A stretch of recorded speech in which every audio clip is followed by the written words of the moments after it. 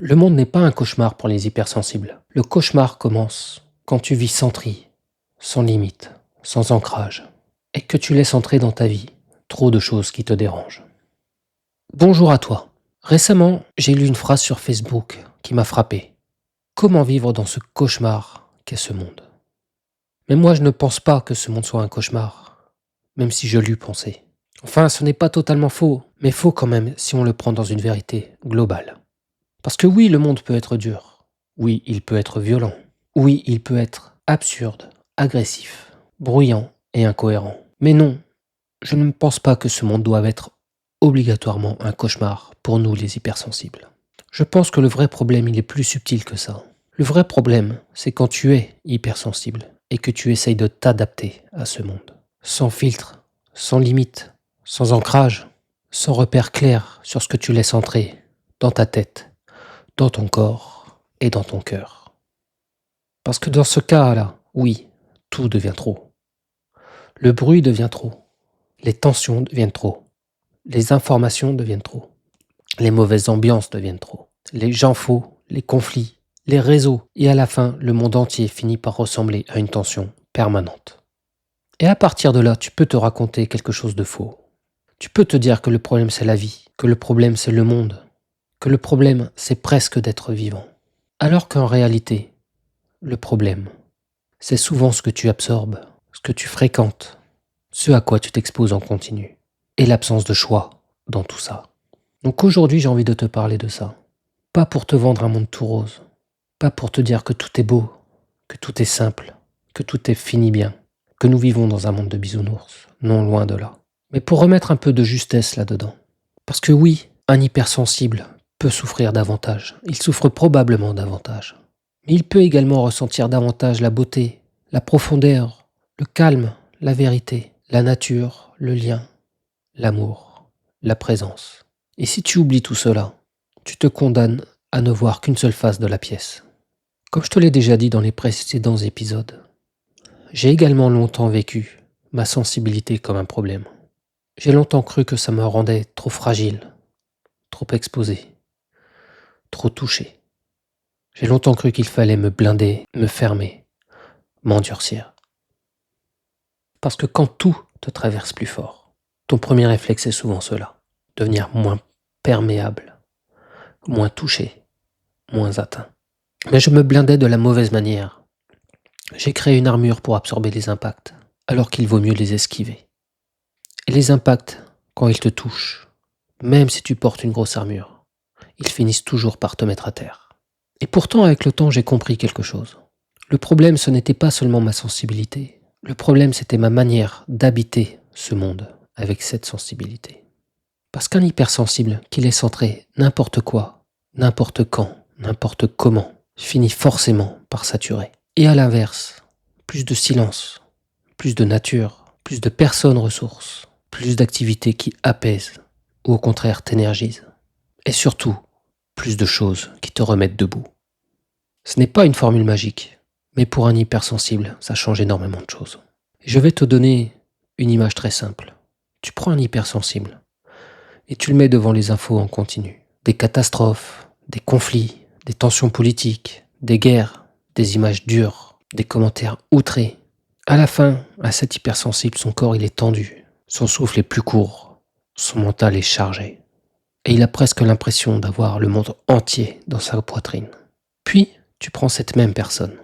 Tu la mets 1 heure avec quelqu'un de calme, de vrai, de stable, ou dans la nature, ou dans une activité qui le remet dans le réel, telle qu'une marche, un moment de silence, un repas simple avec quelqu'un de profond, un sport vécu dans le moment présent, un moment de lecture, ou un simple moment de présence. Et là, ce n'est plus du tout le même monde, ce n'est plus du tout la même personne. Le monde n'a pas changé, loin de là, mais ton expérience du monde, elle, n'a rien à voir. Elle a changé énormément.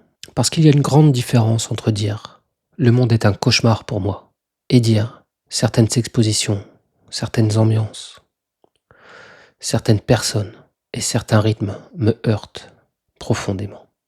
Il n'y a même pas besoin de préciser que la deuxième phrase est beaucoup plus juste. Et surtout, elle te redonne du pouvoir. Parce que si le monde entier est un cauchemar, Tu ne peux rien faire. Tu subis. Tu te renfermes. Tu t'isoles. Tu développes une vision de plus en plus noire de la vie. Et tu finis par croire que ta sensibilité est une condamnation. Alors que si tu comprends que toutes les expériences ne se valent pas, qu'elles n'ont pas toutes le même effet sur toi, alors tu peux commencer à les choisir et à prioriser celles qui te font du bien. Moi, je peux le voir très simplement dans ma propre vie. Il y a eu des périodes où je me sentais plus tendu, plus irritable, plus saturé, plus pessimiste, complètement apathique. Pendant longtemps, j'aurais pu raconter ça en disant « La vie est lourde, le monde est lourd ». Je n'avais presque plus d'émotion. Mais en regardant de plus près, maintenant je vois souvent autre chose. Je vois un trop-plein, je vois une tension intérieure, je vois trop d'écran, trop de charge mentale, trop de choses absorbées.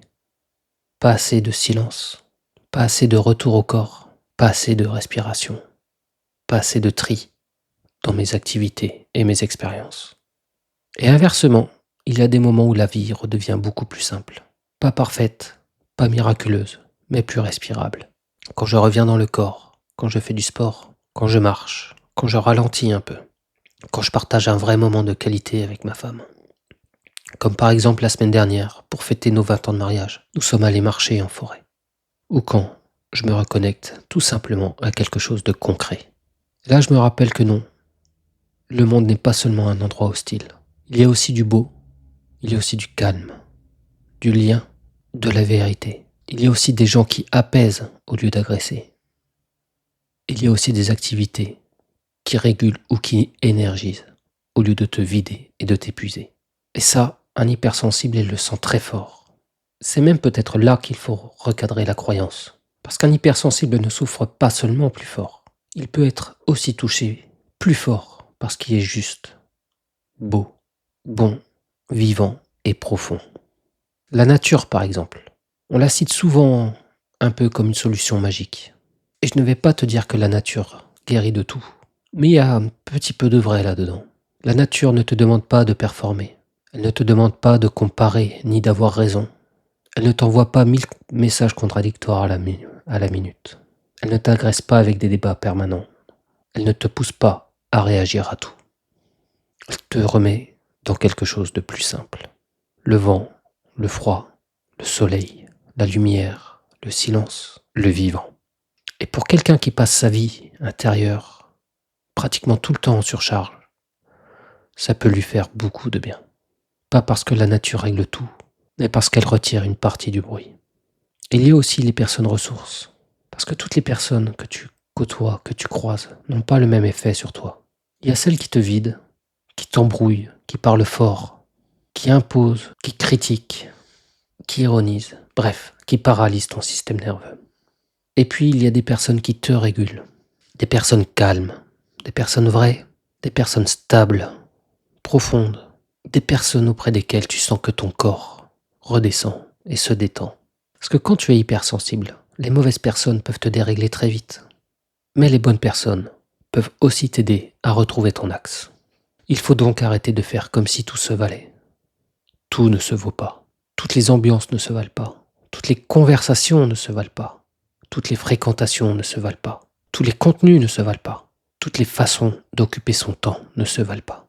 Et je pense même que l'un des plus grands pièges aujourd'hui pour les hypersensibles, c'est de consommer le monde sans discernement, comme si ton système pouvait tout encaisser. Les réseaux, les infos, les polémiques, les vidéos choquantes, les commentaires agressifs, les contenus nerveux, bref, tout son contenu qui est créé juste pour capter ton attention. Tu n'es pas obligé de tout regarder. Tu n'es pas obligé de tout suivre. Tu n'es pas obligé de tout absorber. Tu n'es pas obligé de laisser entrer chaque drame, chaque tension, chaque bruit dans ton esprit. Repère le FOMO, cette peur de manquer quelque chose.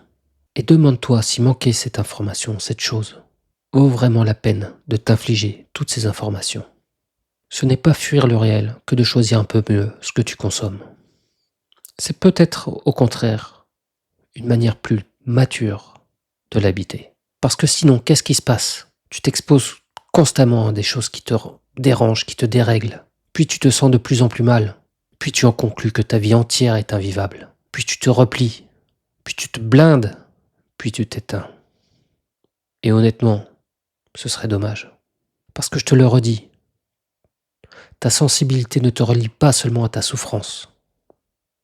Elle peut aussi te relier plus fort au beau, à l'amour de la vie, à la condition de ne pas vivre comme une passoire ouverte en permanence. Je crois qu'il y a un autre point important. Être hypersensible ne veut pas dire que tout est toxique. Je préfère le dire clairement, parce qu'il y a parfois un piège inverse. Celui qui consiste à appeler toxique tout ce qui te bouleverse un peu, tout ce qui te contrarie, tout ce qui te fatigue et tout ce qui te met face à toi-même. Et là encore, il faut de la justesse.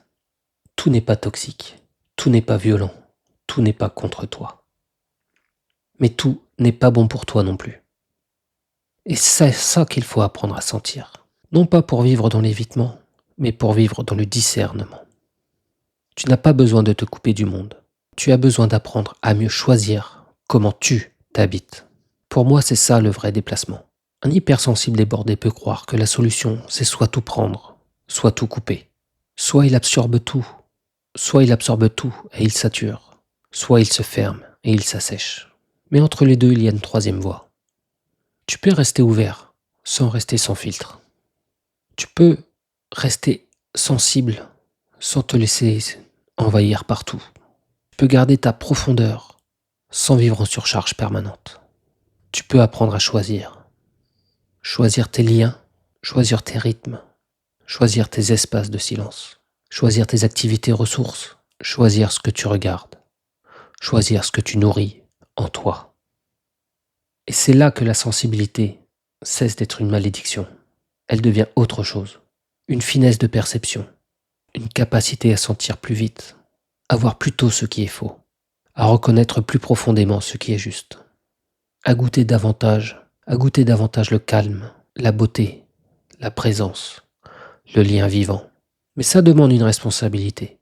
Parce que comme une force qui n'est pas tenue déborde, une hypersensibilité qui n'est pas tenue déborde également. Donc non, le monde n'est pas un cauchemar pour les hypersensibles. Le cauchemar commence quand tu vis dans le bruit, la saturation, dans les mauvaises ambiances, dans les mauvais liens, dans la consommation centrée, dans l'absence d'ancrage et dans le trop-plein permanent.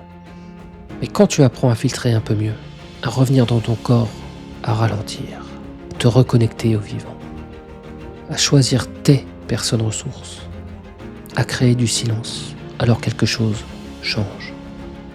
Le monde n'est plus seulement un endroit qui t'agresse. Il redevient aussi un endroit que tu peux habiter, aimer. Un endroit où il y a encore du beau, encore du vivant, encore du calme, encore du vrai. Et peut-être que même là où d'autres passent à côté, toi, tu peux le sentir davantage. Parce que le problème, ce n'est pas que tu ressens trop. Le problème, c'est de laisser entrer le chaos. Et plus tu apprends à choisir ce que tu laisses entrer, plus ta sensibilité cesse d'être une prison. Elle devient une manière plus profonde d'être au monde. Si cet épisode t'a parlé, n'hésite pas à t'abonner. Et rappelle-toi de ça. Le monde n'est pas forcément trop dur pour toi. Peut-être qu'aujourd'hui, c'est surtout ton système qui a besoin de plus de tri, de plus de calme, de plus de vérité et de plus d'ancrage. Et la force du guerrier sensible n'est pas de gagner tous ces combats, mais de ne plus avoir à se battre. À la semaine prochaine.